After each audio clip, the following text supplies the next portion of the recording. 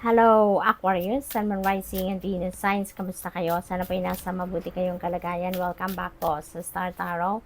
Kung bago kayo rito, welcome din kayo. Thank you sa inyong support. I truly appreciate it. God bless you all. Aquarius, pauna mensahe po ninyo, Knight of Cups. Ayan, so dito sa Knight of Cups, Aquarius, merong offer. So, maaring offer of love ito. Maaring offer din ito ng apology. Depende sa inyong sitwasyon, offer of friendship, no? So, maaaring mga ganon ang ganap dito for some of you.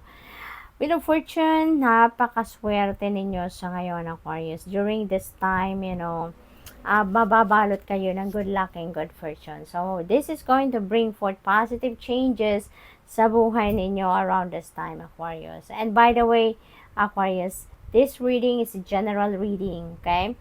At saka timeless ito. So, kung kailan nyo po ito mapanood, that is when the messages are meant for you. Okay?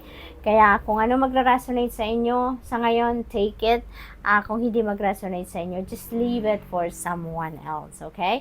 But definitely, yung second message ninyo, na Wheel of Fortune, maraming pagbabago ang maaring hatid na ng energy na to sa buhay ninyo. Maganda kasi maswerte kayo, siswertehin kayo. Yung parang iikot dito yung buhay ninyo and for the better. No? Dadalhin kayo ng pagbabagong ito sa isang magandang sitwasyon. Kung nandito kayo sa rock bottom, ika nga, no? Yan ay iikot, no? Iikot na ang mundo ninyo at yan ay dadalhin kayo sa isang maganda, masaya, maswerteng sitwasyon sa buhay ninyo. Okay? We have King of Swords. Maaaring ang iba sa inyo dito nangangailangan ng enlightenment, nangangailangan ng professional advice. Kung sa tingin ninyo, yun ang kailangan ninyo, yun ang makakatulong sa inyong sitwasyon, then do so. Huwag na kayong magdalawang isip pa. Lumapit kayo sa mga tao na may expertise doon sa kung ano man ang concern ninyo. Okay?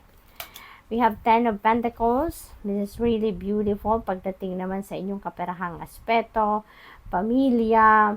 Kasi parang this is about financial stability, this is financial future ninyo.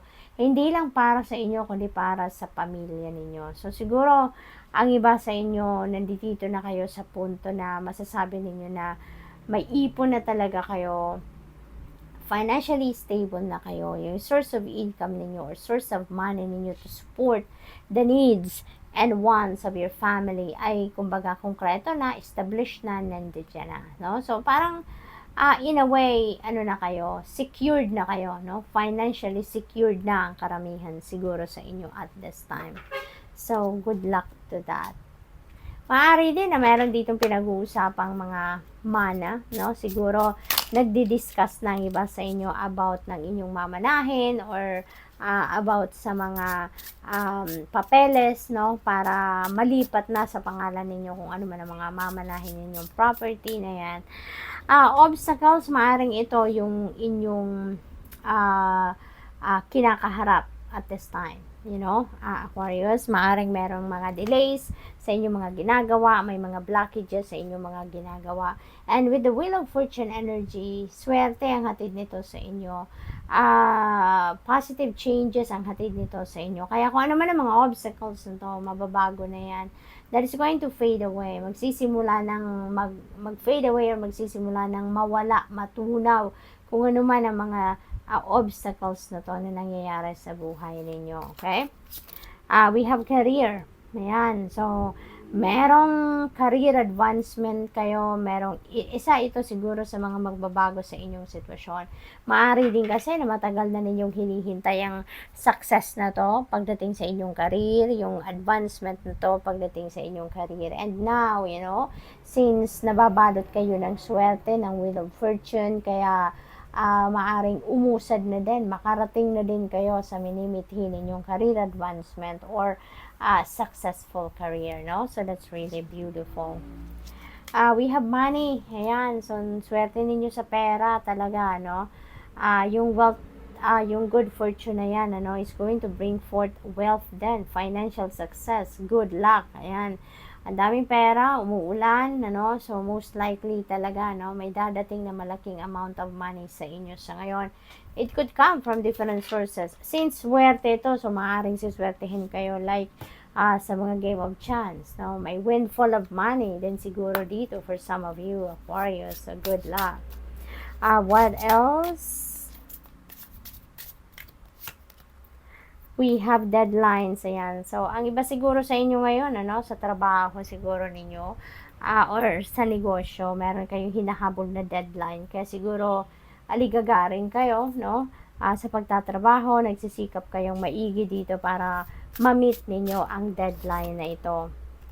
Right direction, this is really beautiful. Napakagandang heads up ito para sa inyo. Kasi, siguro, before this reading, before kayo nakinig sa reading na to, maaaring you're asking for confirmation, no? Sa universe. Maaaring you're seeking for sign kung tama nga ang tatahakin ninyong daan. Kung tama nga ang desisyon ninyo. Kung tama nga yung naiisip ninyong idea or plano, no? And this could be the answer. Yes, you are heading towards the right direction, ano? So, good luck. Negotiation or negotiate. Ayan. So, siguro meron negotiation dito. Maaring sa sweldo yan. Kasi nga, maaring may promotion kayo dito, no? Sa inyong career. Kaya maaring pag-uusapan dito ang sweldo ninyo, pag-uusapan ng benefits. Maaring ito yung in-negotiate ninyo, no? Marami sigurong kondisyon din ang employer ninyo or kayo mismo, no? Maaring may mga request kayo, kaya maaring kayo will come up, no, with a negotiation with your employer. So, good luck. So, that's all I have for you for today. Thank you for watching. Love and light. Namaste.